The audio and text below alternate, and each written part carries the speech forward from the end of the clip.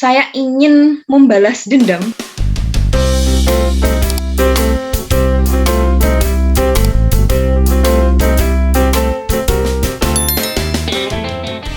Selamat siang sahabat literasi, salam sehat, salam semangat.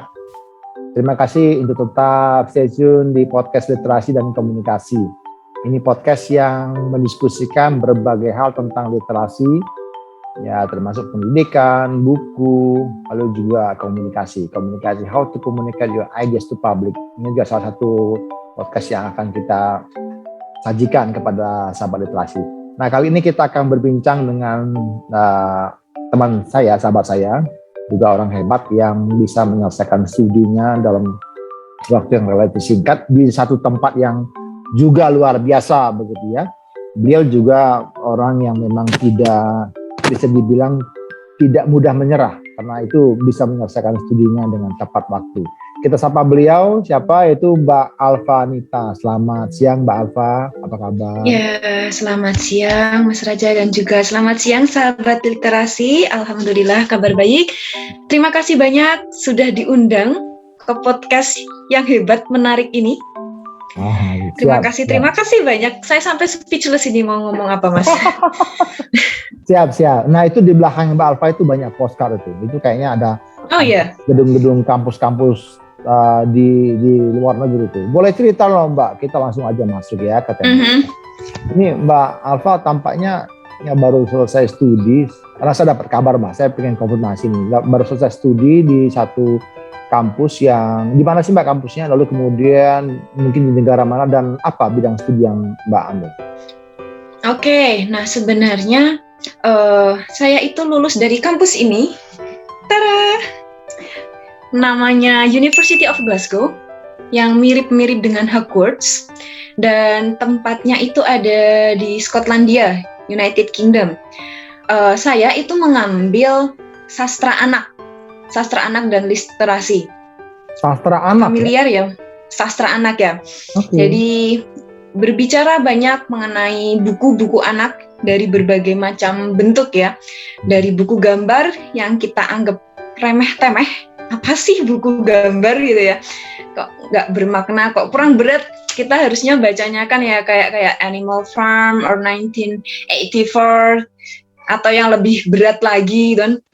Kok saya ngambilnya sastra anak ya, ngapain membahas buku-buku gambar yang biasanya dibaca anak kecil atau mungkin yang kita sudah familiar, Harry Potter. Kenapa susah-susah harus seperti itu? Nah, sebenarnya saya mengambil sastra anak, mengambil kuliah di University of Glasgow itu karena saya suka Harry Potter. Itu alasan utama saya. Jadi sempat pakai itu nggak? Pakai topping Harry Potter? Kebetulan dulu nggak ikut graduation ya. Jadi nggak sempat ikut pakai jubah. Tapi alhamdulillah, pas hari-hari terakhir di sana itu ketemu sama reporter BBC yang sedang syuting ala-ala Harry Potter. Kemudian saya pinjem jubahnya, kayak permisi boleh pinjam buat foto, dan mereka membolehkan. Oh gitu, di kampus ada ya? Di kampus nggak ada, itu dari BBC. Jadi benar-benar yang ala-ala Harry Potter persis. Wah, boleh dong Mbak, tunjukin nanti fotonya Mbak. Oke, nanti, dan settingnya kan sudah Hogwarts sekali. Iya, cakep ya. Jadi artinya kita bertemu dengan salah mahasiswi yang jebolan dari University of Glasgow ya Mbak, di Scotland ya. Oke Mbak, studi tahun berapa dan kapan selesainya Mbak? Mulai berangkat itu sudah lama sebenarnya, 2016, kemudian lulus 2017, jadi hanya 1 tahun untuk menyelesaikan studi S2. 1 tahun ya, berarti 1 tahun. Intake-nya kapan persisnya? 2016 September, kemudian selesai itu Agustus akhir, itu sudah selesai. Namun memang wisudanya itu di November.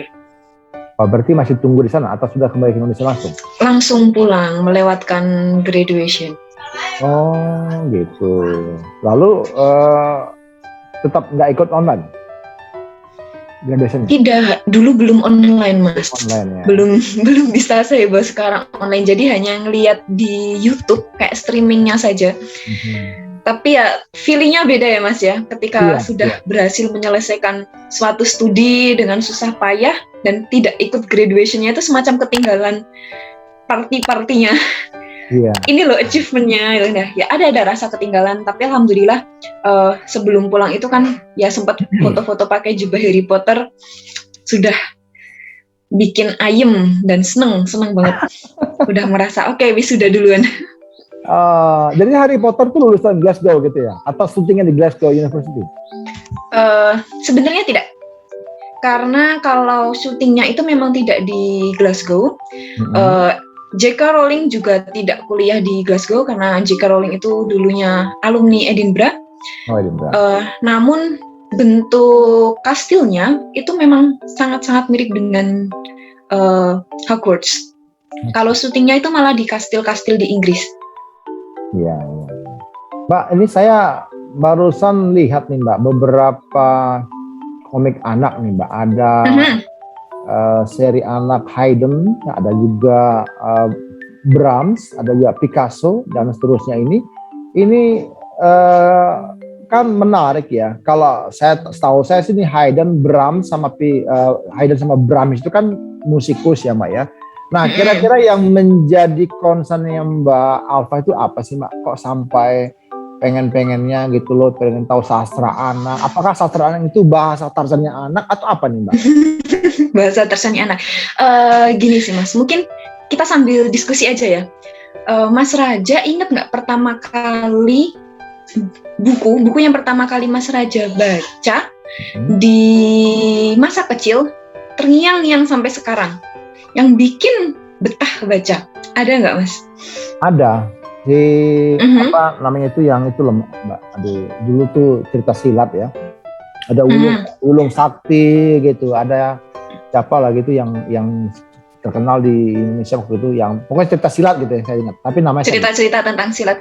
Nah, satu lagi itu ada juga Bobo ya. Bobo ya. kita semua kayaknya memang penggemar Bobo ya. Nah, lalu ada lagi yang Asterix and Obelix. Asterix Obelix ini yang dari UK juga ya. Tintin ya, yang udah luar negeri. Jadi bukan hanya majalah dari Indonesia Bobo, betul. Tapi sampai keluar juga. Nah, sebenarnya kenapa saya memilih sastra anak? Alasan pertama ya tadi ya, karena saya suka Harry Potter. Dan itu yang membawa saya mengambil kuliah sastra Inggris untuk S1 dan kemudian membawa saya kuliah S2 di University of Glasgow.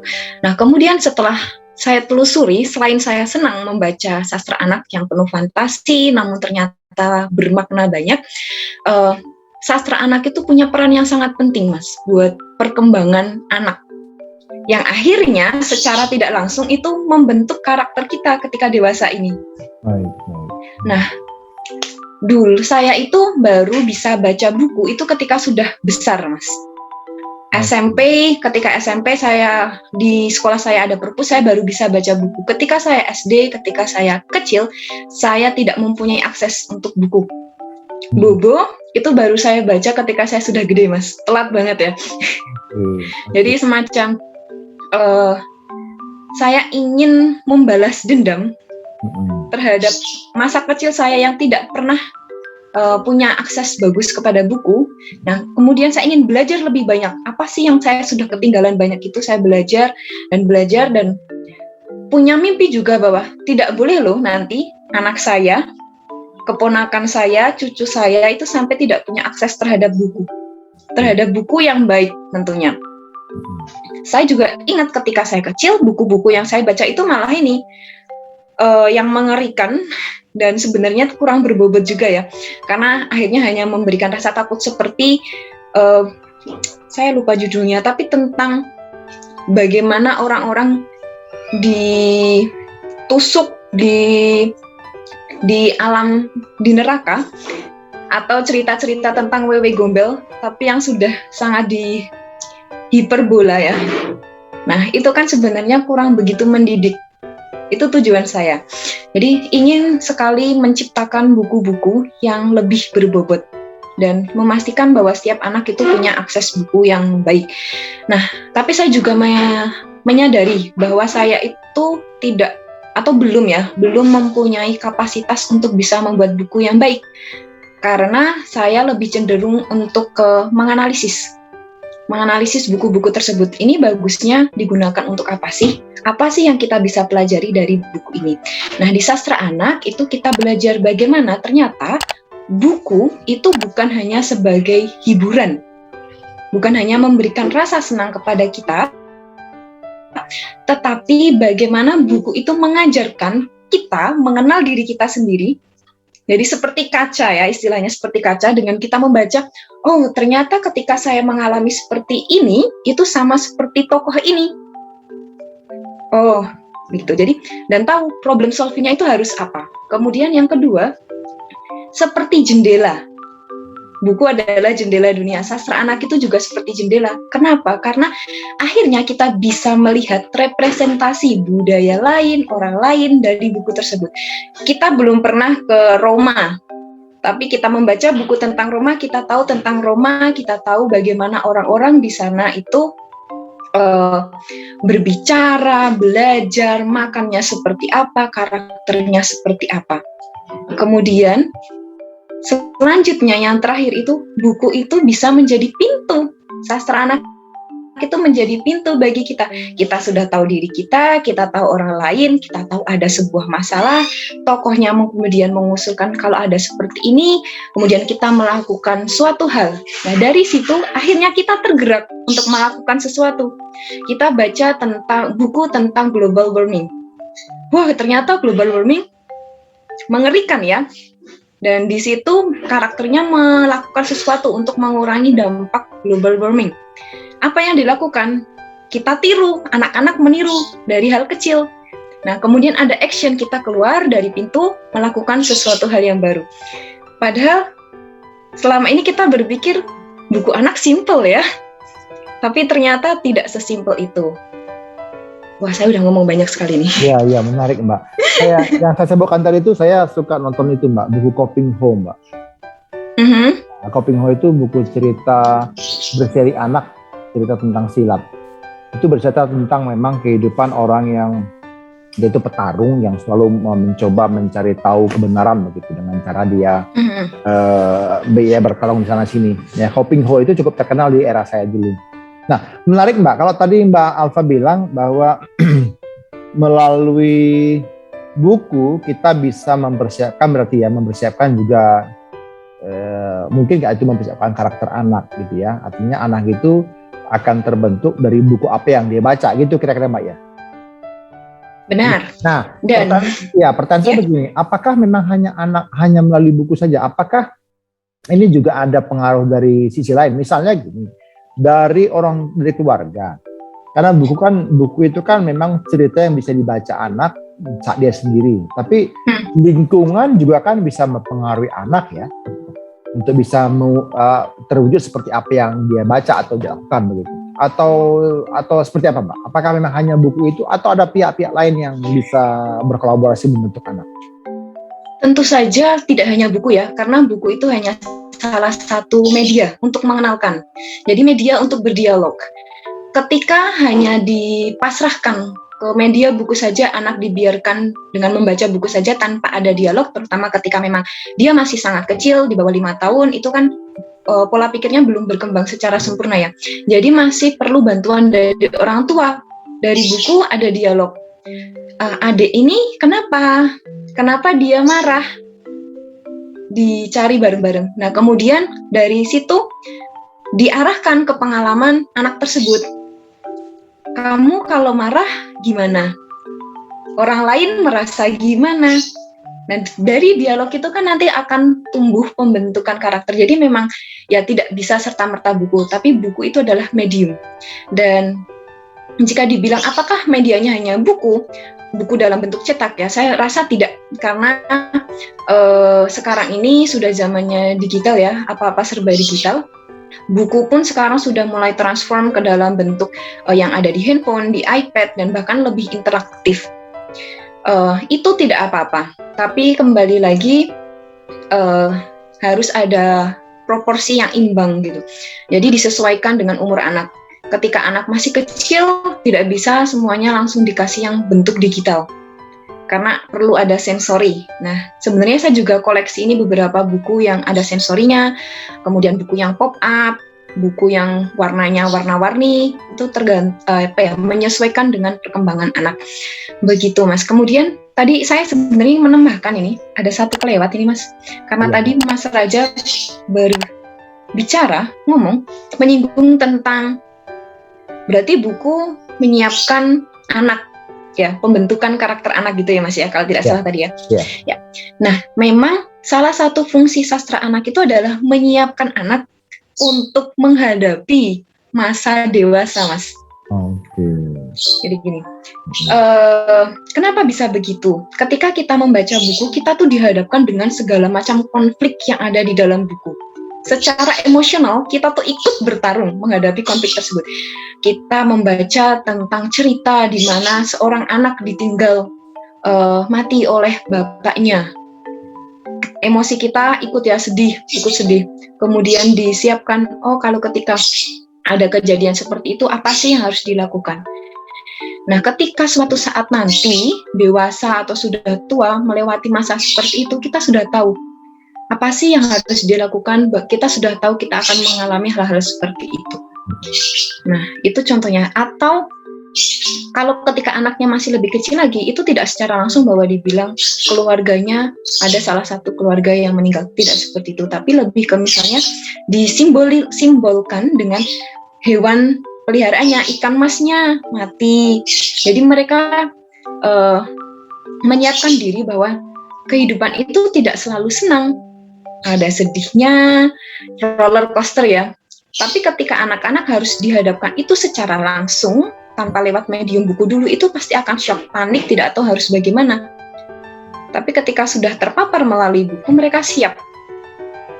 Berarti Mbak ada korelasi ya, seseorang anak seorang pribadi dewasa ketika dia mengalami kesulitan dalam hidup sejak kecil gitu, mungkin nggak itu terbawa ketika dia dewasa? Iya, Mas. Sejauh yang saya pelajari, saya baca, masa-masa anak itu malah masa-masa yang kritikal ya, karena itu yang akan secara tidak sadar itu membentuk karakter kita. Apalagi membentuk karakter dewasa. Apalagi mungkin di era golden age-nya. Iya, benar-benar. Oke. Jadi makanya benar-benar ketika kecil itu harus dipersiapkan banget dengan buku-buku, dengan dialog antara orang tua dan anak begitu. Mbak, saya mau satu pertanyaan mungkin begini Mbak yang terkait ini. Kan ketika kita mendidik anak ada tindakan namanya reward and punishment juga ya, gitu kan. Nah, apakah dalam konsep penyiapan melalui buku ini juga ada dilakukan Mbak hal seperti itu? Artinya katakanlah ketika anak itu dia tidak melakukan apa yang harus dilakukan, dia mungkin akan mendapat punishment. Ya mungkin punishment-nya bukan langsung dari pihak guru atau orang tua, tapi mungkin dari lingkungan gitu. Adakah hal-hal itu dipersiapkan juga Mbak dalam apa yang Mbak pelajari? Kalau hal seperti itu mungkin kalau dalam prakteknya itu kembali ke orang tuanya masing-masing ya, apakah akan memberikan reward atau punishment itu kembali ke orang tua masing-masing. Tapi yang saya pelajari adalah ketika adik-adik, anak-anak itu membaca buku, mereka kan juga bisa melihat reward and punishment itu di buku. Jadi misal kita lihat di yang paling simpel aja ya, karakter A melakukan keonaran gitu. Dan kemudian dia mencuri barang. Akhirnya di ending cerita dia tidak mendapatkan makanan dari orang tuanya. Nah, tanpa kita melakukan itu, anak itu sebenarnya sudah paham ya bahwa ketika saya melakukan hal buruk itu dapat punishment loh. Kemudian ketika melihat orang melakukan hal yang baik mendapatkan reward, dan itu dari buku saja tahu. Nah, kemudian apakah akan diaplikasikan? Nah, itu kembali ke orang tuanya masing-masing. Sejauh mana akan mengaplikasikannya, akan rewardnya banyak, setiap melakukan hal baik dikasih reward banyak, ya silakan. Tapi anak-anak itu bisa belajar dari buku itu, dari buku-buku yang dibaca. Artinya melalui pembacaan buku juga anak sudah tahu konsekuensi apa yang dilakukan, gitu ya? Okay. Ya, benar. Nah kalau Mbak Alfa sendiri menyasar kepada anak usia berapa Mbak? Kalau bicara PAUD? sebenarnya saya range-nya sangat panjang ya ini ya, karena semua saya pelajari dari nursery rhymes, jadi yang masih bayi banget, sampai yang young adult literature, jadi sampai teen lit 18-17 tahunan. Dari masalah yang belum begitu kompleks sampai yang sudah sangat kompleks, bahkan isu dunia dari politis, ras, kemudian agama itu kan juga dituangkan di dalam buku anak secara simbolis ya, tidak berat banget tapi secara simbolis. Oke. Nah, Mbak studi selama setahun di Inggris, begitu kan? Juga meneliti satu bidang yang menarik ya, menarik karena bicara tentang anak itu kan menarik ya. Tapi ini bicara tentang sesuatu yang lebih spesifik lagi tentang sastra anak gitu. Sastra anak itu artinya sesuatu yang akan dia bawa nantinya gitu ya di masa depannya sebagai orang dewasa. Itu setahun itu kan juga cukup ini Mbak, cukup lama juga Mbak. Itu gimana Mbak? Apa ya suka dukanya Mbak studi ini? Lebih banyak sukanya Mas. Oh gitu ya. lebih banyak sukanya. Ya pertama saya mengambil sastra anak di tempat yang sangat sastra. UK itu kan sangat sastra ya, di mana tempat lahirnya para sastrawan anak ya. Sastrawan anak ada di sana. J.K. Rowling, James Barrie, kemudian yang Peter Pan itu kan juga di UK, kemudian Peter Rabbit di UK, kemudian yang terkenal juga ya Shakespeare yang ya? terkenal Shakespeare ini kan levelnya yang berat ya Mas ya. Iya. Saya suka baca itu. Tapi kalau yang sastra anak itu kan memang kebanyakan dari UK, banyak sekali dari UK. Kemudian Michael Rosen itu juga dari UK. Nah itu salah satu alasan kenapa sih saya di UK, karena saya ingin punya kesempatan lebih banyak untuk bisa bertemu dengan mereka. Dan ini yang highlight dari studi saya adalah saya mendapatkan kesempatan untuk bertemu langsung dengan authors dan langsung ketemu beliau berdiskusi. Ya, langsung ketemu. Seperti saya bertemu dengan Debbie Gliori. Ini penulis picture book ya, penulis dan juga ilustrator dari picture book yang kebetulan itu bukunya menjadi objek studi saya tentang depresi. Jadi saya bertemu langsung dengan beliau, sempat foto juga ya, bukti keeksisan. Dan kemudian ada juga penulisnya How to Train Your Dragon, Cressida Cole. Nah itu bertemu juga. Kemudian yang paling wow itu menurut saya adalah bertemu dengan Alan Lee. Alan Lee ini adalah art director dari The Lord of the Ring. Film The Lord of the Ring, Alan Lee. Jadi memang di sana itu banyak sekali book fair dan mengundang author-author terkenal, dan saya tidak melewatkan acara tersebut. Itu sukanya. Kemudian dukanya itu lebih ke ini mainstream sih. Ada saat dimana kangen keluarga, kangen makanan Indonesia yang penuh gorengan itu. Tapi tidak sampai yang membuat down banget. Jadi ya hanya sedikit tuh. Kemudian ada homesick juga dong? Ya homesick tapi tidak terlalu ya, karena hanya 1 tahun. Jadi ibaratnya ketika udah homesick, kerasa homesick itu sudah mau pulang. Jadi tidak sampai yang membuat down sekali. Apalagi ya dukanya di sana? Mungkin ini sih, karena 1 tahun pace-nya itu sangat cepat. Ibaratnya belajar itu sambil lari. Berbeda dengan yang kuliah 2 tahun, itu masih ada waktu untuk menghela nafas. Tapi kalau ketika 1 tahun itu benar-benar materi masuk, belajar, materi masuk. Liburan hanya sebentar, belum sempat menghela nafas karena liburan itu juga digunakan untuk mengerjakan UAS. Tahu-tahu sudah masuk lagi, dan kemudian tahu-tahu sudah harus menulis disertasi atau tesis ya. Yang waktunya itu hanya tidak sampai 3 bulan. Tidak sampai 3 bulan, itu mulai dari nol, mulai dari membuat kerangkanya, kemudian sampai selesai dalam waktu 3 bulan. Jadi lebih ke tantangan Mas, tantangan ya, bukan duka ya sebenarnya, lebih ke tantangan banget. Jadi kayak lari sprint terus ya, lari sprint selama setahun ya? Iya. Masuk. Kayak setelah akhirnya selesai itu bisa yang ambekan ya, akhirnya bisa menghela nafas. Nah, selama setahun di sana Mbak, itu kan bukan murah juga Mbak pembiayaannya Mbak. Apalagi dengan mata uang, masih pakai pound sterling apa pakai euro Mbak? Pound sterling. Pound sterling ya, pound sterling itu kan sebagai mata uang termahal di dunia ya, saat ini juga termahal, lebih tinggi dari euro dan juga US dollar gitu. Nah, itu Mbak Alfa nih gimana Mbak pembiayaan ke sana Mbak? Ya, alhamdulillah Mas dapat beasiswa lagi. Wow, oke. Alhamdulillah. Kalau Dari misalnya pemerintah dari Inggris. LPDP, Lembaga Pengelola Dana Pendidikan. Dana Pendidikan, ya LPDP. Kebetulan saya dapat yang jalur afirmasi. Ya, karena saya dulu lulusan bidik misi angkatan pertama ini. Oh, bedanya apa tuh Mbak? Afirmasi dengan BPI, beasiswa yang reguler ya. Ya, kalau yang afirmasi ini memang dikhususkan untuk sub-sub tertentu ya. Jadi kalau dulu ketika saya mendaftar LPDP itu hanya untuk yang mahasiswa lulusan bidik misi, jadi yang S1-nya mendapat beasiswa bidik misi, atau mahasiswa yang tidak mampu, kemudian mahasiswa dari 3T. Dulu masih 3 kategori saja, namun kalau sekarang sepertinya sudah banyak sekali kategorinya. Nah, alhamdulillah. Mungkin udah 5T kali ya, sama kayak 5M. Iya. 5M pakai masker nih. Oke. Iya. Gitu Mas, jadi alhamdulillah semuanya tercover dari LPDP, tidak mengeluarkan uang sepeser pun.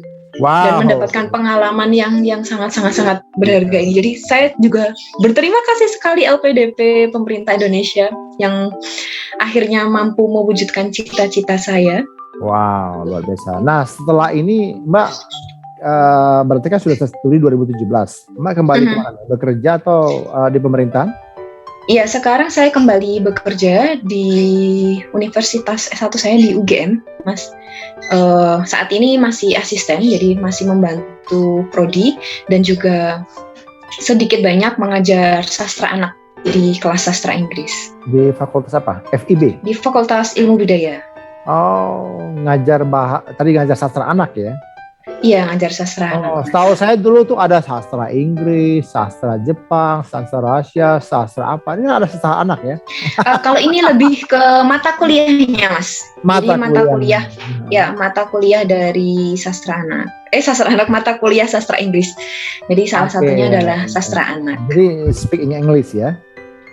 Ya. Oke, Mbak Alfa, kira-kira Mbak Alfa ada pesan apa nih kepada teman-teman yang ingin meniru langkahnya Mbak Alfa?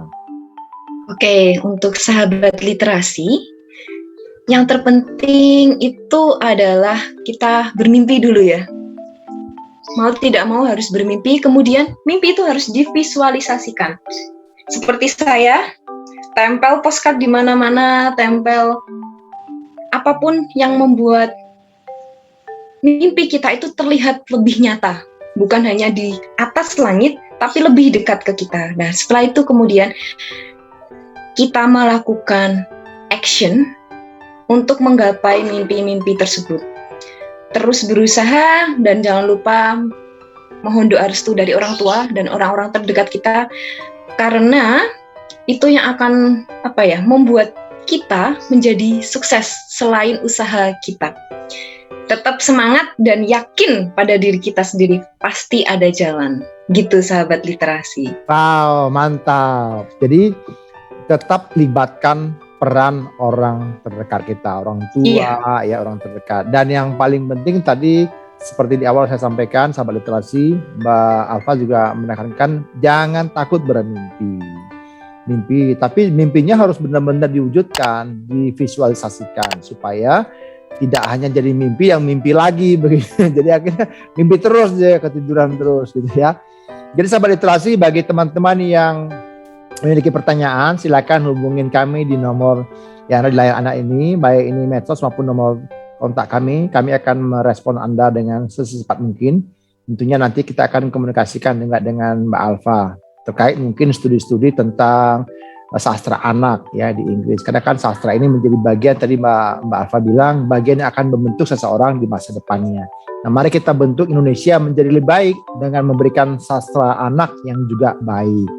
Kalau kita punya pengalaman yang yang hebat untuk bisa mengembangkan anak-anak kita di masa depan, maka mulailah dengan memiliki sastra yang bertanggung jawab gitu ya Mbak ya. Iya. Benar Mas. Menarik sekali. Iya. Jadi Mbak Alfa seorang penerima beasiswa LPDP. Jadi teman-teman, Anda kalau memang dari keluarga yang tidak punya ekonomi yang sulit, ya, kemudian juga tinggal di daerah yang miskin, yang terpencil, terpojokkan, tertinggal gitu, jangan ragu. Anda pun bisa berkesempatan. Banyak sekali beasiswa ditawarkan, bukan hanya di Indonesia, di seluruh dunia banyak sekali beasiswa ditawarkan. Tapi yang paling penting adalah capai mimpi Anda dengan lebih optimal begitu. Ada lagi mungkin dari Mbak Alfa mau disampaikan ke teman-teman, terutama dalam hal mungkin keadaan orang tuanya mungkin yang merasa aduh nggak mungkin lah begitu, gimana Mbak? Supaya mungkin Mbak. Tidak ada yang mungkin Mas, selama kita berusaha, kita meyakini. Gak ada yang nggak mungkin, maksudnya gak ada yang nggak mungkin. Selama kita meyakini, tapi tetap semuanya itu ada di tangan yang Maha Kuasa. Artinya Mbak tadi bilang tidak ada yang mungkin, maksudnya tidak ada yang nggak mungkin ya? Tidak ada yang tidak mungkin. Tadi saya bilangnya tidak ada yang mungkin ya. Iya. Tidak ada yang tidak mungkin. Kebelibet Mas. Tidak ada yang tidak mungkin. Kita berusaha sebaik mungkin kita minta doa dari orang-orang terdekat, kita minta bantuan juga dari orang-orang terdekat, dan setelah itu kita pasrahkan kepada Yang Maha Kuasa. Insya Allah semuanya akan berjalan dengan lancar, dengan baik, dan kita akan mempunyai banyak pelajaran dari hal itu. Amin. Mbak Alfa, nanti kalau teman-teman ingin berkomunikasi dengan Mbak, nanti kami hubungkan melalui podcast ini, boleh ya Mbak ya? Boleh sekali, silakan. Ingin berdiskusi dengan terkait sastra anak, saya akan sangat senang. Sastra anak Indonesia, sastra anak dari berbagai macam belahan dunia, boleh sekali. Siap. Jadi sahabat literasi, silakan kirimkan pertanyaan Anda, kami akan menuliskan nanti ke Mbak Alfa. Lalu kita akan menikmati informasi-informasi yang lebih jauh lagi. Nah, karena itu terima kasih Mbak Alfa untuk diskusinya. Salam sehat. Terima kasih sahabat literasi. Jangan lupa subscribe dan klik and share kepada sebanyak orang supaya lebih banyak orang lagi dapat informasi tentang kita. Ya, terima kasih.